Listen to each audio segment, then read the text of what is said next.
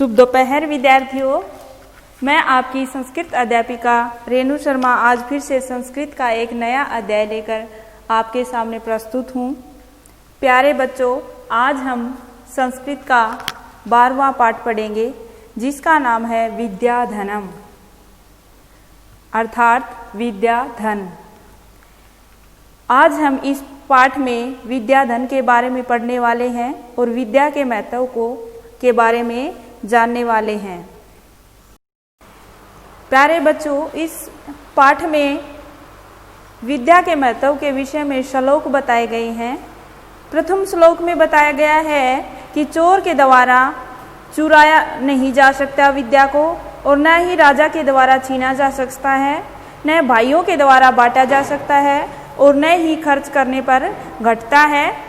विद्या को जितना ज़्यादा खर्च किया जाए यह उतना ही बढ़ती जाती है। इसलिए हमें लगातार विद्या को सीखते रहना चाहिए और आपस में बांटते रहना चाहिए। दूसरे श्लोक में बताया गया है कि मनुष्य का सौंदर्य अर्थात सुंदरता विद्या ही है। यह गुप्त से गुप्त यानी छुपा हुआ धन है। विद्या हमें अनेक सुख प्रदान करती है। विद्या गुरुओं का गुरु है।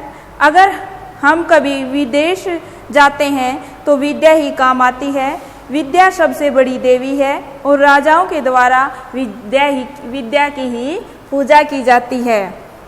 तीसरे श्लोक में बताया गया है कि मनुष्य की सुंदरता उसकी मधुर वाणी है और वही एक ऐसा आभूषण है जो कभी नष्ट नहीं होता।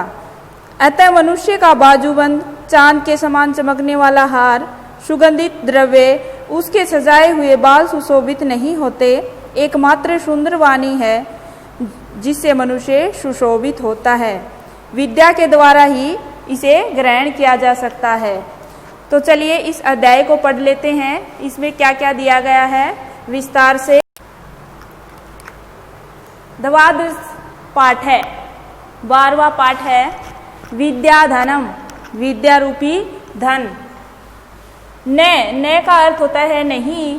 चोर हार्यम, चोर के द्वारा चुराने योग्य, चोर के द्वारा चुराने योग्य।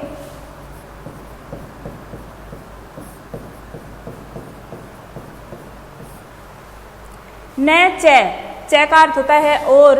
राजहार्यम, राजा के द्वारा हरण करने योग्य। न भ्रातृभाज्यम, न भाई के द्वारा बांटने योग्य, बांटने योग्य।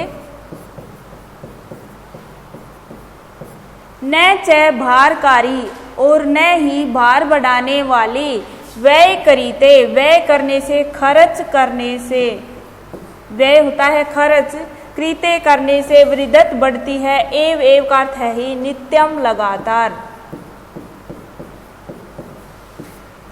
विद्याधनम, विद्याधन, सर्व धन प्रदानम, सभी धनों में श्रेष्ठ है। इस श्लोक में बताया गया है कि विद्या धन सभी धनों से प्रधान धन है।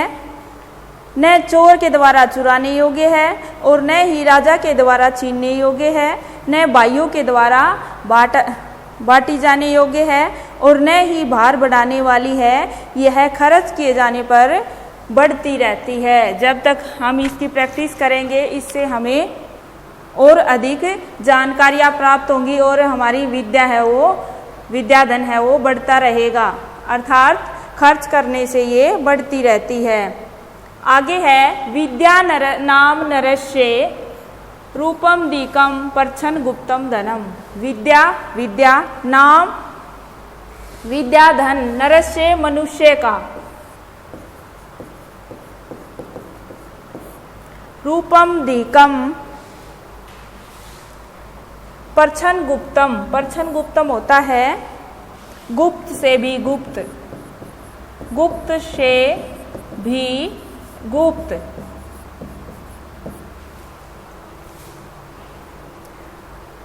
धनम धन, विद्या भोग करी, भोग करी होता है भोग देने वाली, भोगों को देने वाली।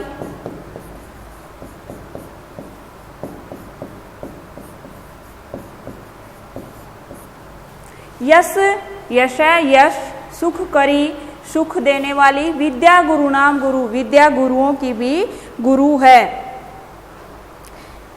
फर्स्ट दो लाइन की हिंदी समझिए एक बार।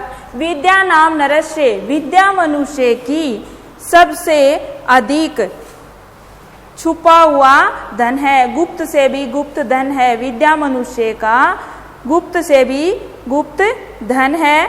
विद्या भोग देने वाली है, सुख प्रदान करने वाली है और विद्या गुरुओं का भी गुरु है। गुरु नाम गुरु, गुरुओं का भी गुरु है। विद्या बंधु जनों, विद्या भाई है। विदेश गमने, विदेश जाने पर विद्या भाई है, अर्थात विद्या ही काम आती है। विद्या परा देवता, विद्या अभीष्ट देवता है। विद्या राजसु पूज्यते, विद्या राजाओं के द्वारा पूजी जाती है। न ही धनम, धन को नहीं। विद्या विहीन पशु, विद्या से रहित मनुष्य पशु के समान है। अर्थात विद्या नामक धन मनुष्य का अधिक सौंदर्य से युक्त धन है। यह गुप्त से भी गुप्त धन है। विद्या भोगों को देने वाली है, यश और सुख प्रदान करने वाली है। विद्या गुरुओं का गुरु है। विदेश जाने पर ही विद्या साथी है। विद्या सबसे बड़ी देवता है। राजाओं में भी विद्या को ही पूजा जाता है, धन को नहीं। विद्या के बिना मनुष्य साक्षात पशु के समान है, इसलिए विद्या ग्रहण करनी चाहिए। आगे दे रखा है केयूरा न विभूषयंती, केयूरा होता है बाजूबंद, बाजूबंद न विभूषयंती सुशोभित नहीं होते। पुरुषम, पुरुष को हारा हार, न चंद्रोज्वला, चंद्रमा के समान उज्जवल, चंद्रमा के समान उज्जवल।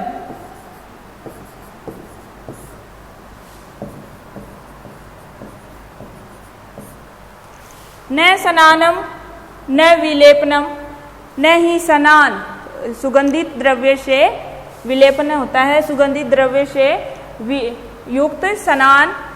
कुसुमम नालंकृता मूर्धजा, मूर्धजा होता है चोटी अर्थात बाल। कुसुमम फूल, नालंकृता होता है सुशोभित होते हैं। मनुष्य को न तो बाजूबंद, न ही चंद्रमा के समान सुंदर या उज्जवल हार, और न ही स्नान, और न ही सुगंधित द्रव्य, और न ही पुष्प, और न ही सजाए हुए बाल सुशोभित होते हैं। अर्थात विद्या से ही मनुष्य सुशोभित होता है। वाणी एका समलं करोति, एकमात्र वाणी समलं करोति अलंकृत करती है। पुरुषम मनुष्य को, या संस्कृता धार्यते जो संस्कार से युक्त है। श्यन्ते अखिल भूषणानि, श्यन्ते होता है नष्ट हो जाते हैं।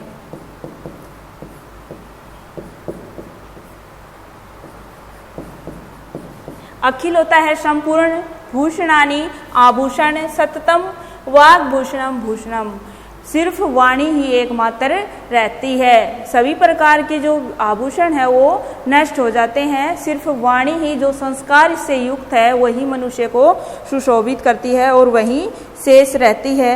एक लाइन में देखिए इस श्लोक को, मनुष्य को न तो बाजूबंद, न ही चंद्रमा के समान उज्जवल हार, और न ही स्नान, न ही सुगंधित द्रव्य, न ही पुष्प, और न ही सजाए हुए बाल सुशोभित करते हैं। एकमात्र वाणी ही जो संस्कारों से युक्त धारण की गई हो व्यक्ति को अच्छी तरह सुशोभित करती है। सभी आभूषण नष्ट हो जाते हैं परंतु वाणी रूपी आभूषण कभी नष्ट नहीं होता। यह सनातन अथवा शाश्वत है। इससे आगे है विद्या नाम नरस्य, विद्या मनुष्य का, नरस्य मनुष्य का, कीर्तिर अतुला, कीर्तिर अतुला, अत्यधिक यश, अत्यधिक यश, भाग्य अक्षय च आश्रय, भाग्य अक्षय होता है भाग्य के नष्ट हो जाने पर।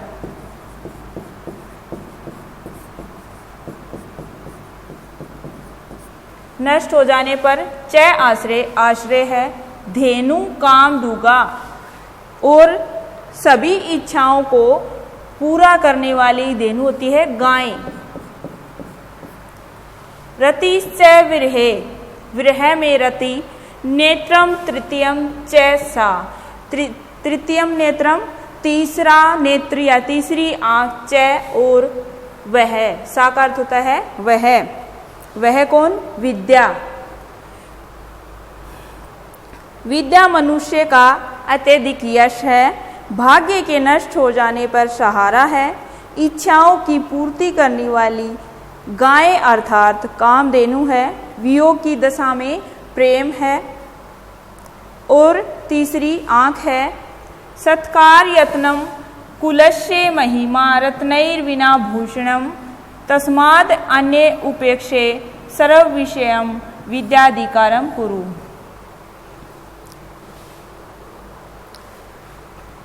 सत्कार यत्नम सम्मान का निवास है, सत्कार यत्नम होता है सम्मान का निवास।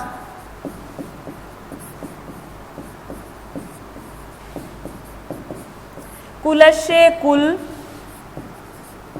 महिमा महिमा, रत्नैर्विना रत्नों के बिना, बिना रत्नों वाली, बिना रत्नों वाली या वाला, भूषणम आभूषण,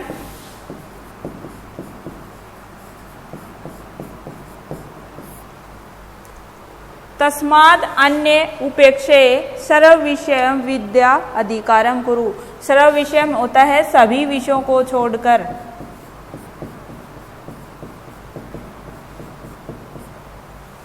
विद्याधिकारम विद्या पर अधिकार, कुरु करो।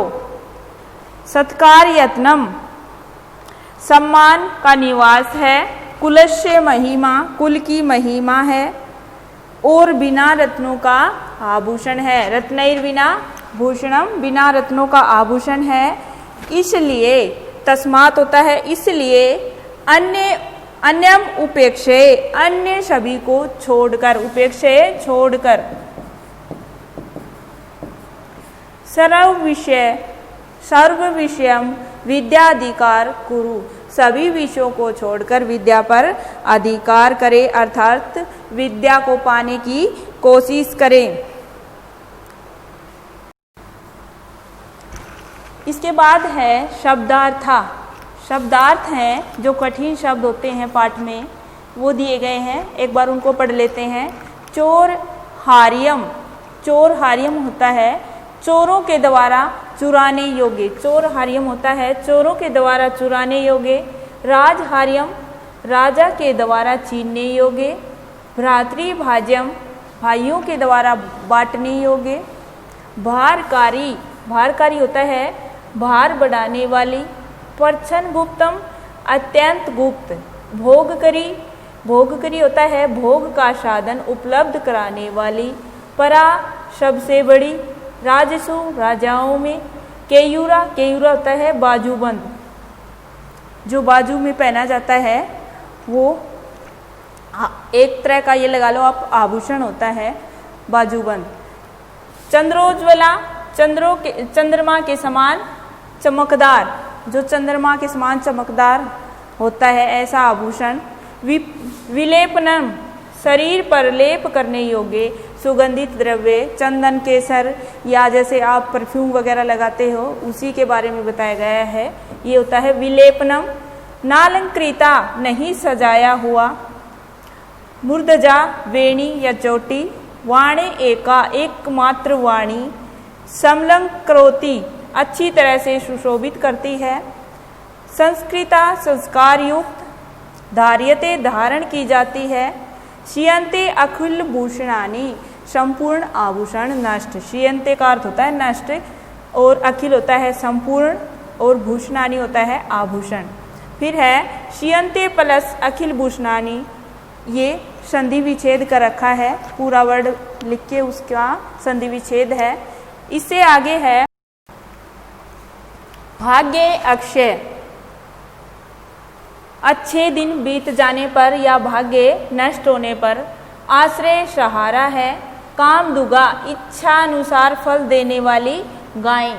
धेनु होता है गाय, आपके लेसन में आया था। काम दुगा होता है इच्छा अनुसार फल देने वाली। सत्कार यत्नम सम्मान का केंद्र या समूह। रत्नैर बिना रतन से रहित। विद्याधिकारम विद्या पर अधिकार। तस्मात् अन्य उपेक्षम, तस्मात् अन्यम प्लस उपेक्षे, अतः दूसरे सब को छोड़कर, जो अन्य विषय हैं उन सभी को छोड़कर क्या करना चाहिए था, विद्या पर अधिकार करना है, विद्या ग्रहण करनी है। आगे दे रखा है अभ्यास। अभ्यास में है उपयुक्त कथनानाम समक्षम आम, अनुपयुक्त कथनानाम समक्षम न इति लिखित।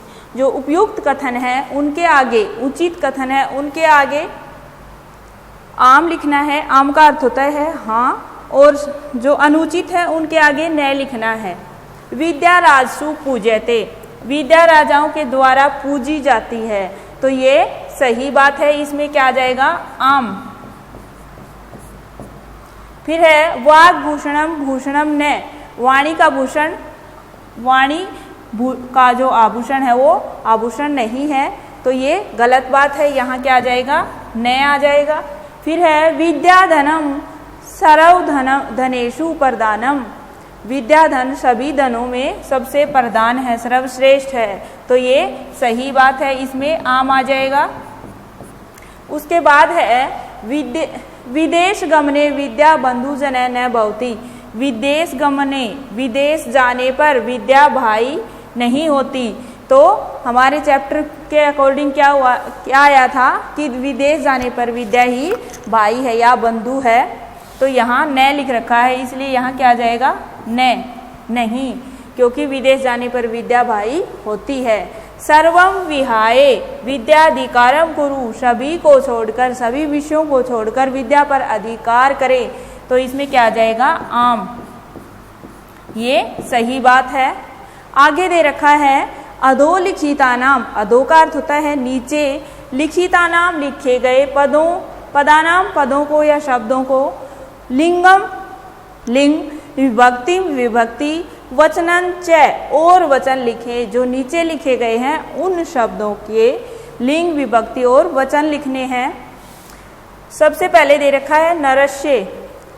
एक लॉजिक बताती हूँ बच्चों आपको, आदर्श है और यह देखो नरस्य में लिख रखा है, अगर ऐसा कोई भी शब्द है और उसके पीछे आदर्श है और यह लगा रखा है, तो वो षष्ठी विभक्ति का एक वचन होता है, ठीक है। तो यहाँ क्या लिखेंगे, लिंग, नरस्य आपको पता है पुल्लिंग है, और विभक्ति है षष्ठी, और वचन है एक वचन, एक वचनम लिखेंगे हम संस्कृत में। इसके बाद है गुरुनाम। गुरुनाम में पुल्लिंग है और षष्ठी बहुवचन है, षष्ठी बहुवचन।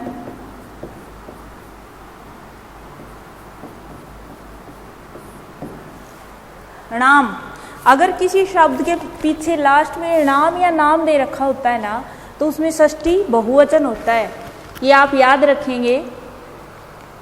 फिर है केयूरा। केयूरा में पुल्लिंग है और प्रथमा विभक्ति है और बहुवचन है।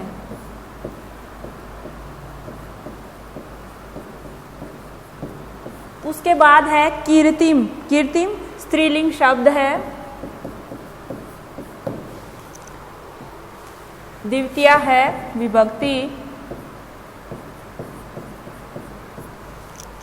और एक वचन।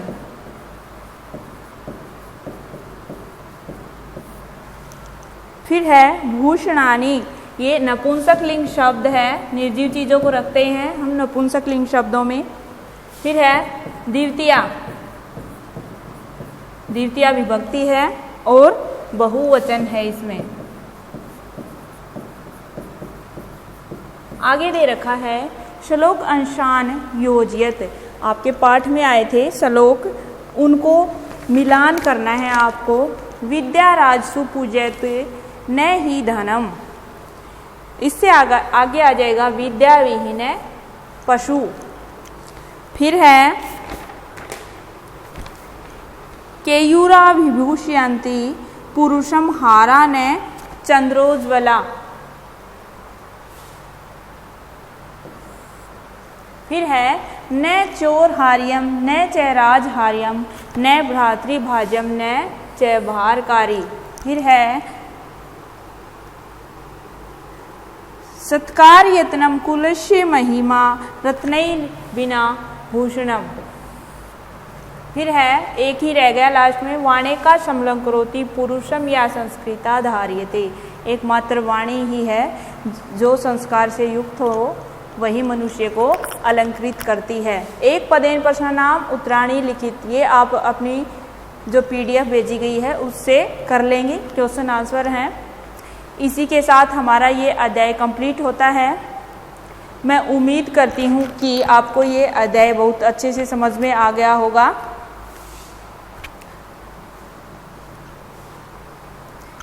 अगर इसके बाद भी आपको कोई भी संस्कृत में समस्या आती है तो आप मेरे व्यक्तिगत नंबर से पूछ सकते हैं। तो मिलते हैं अगले अध्याय में।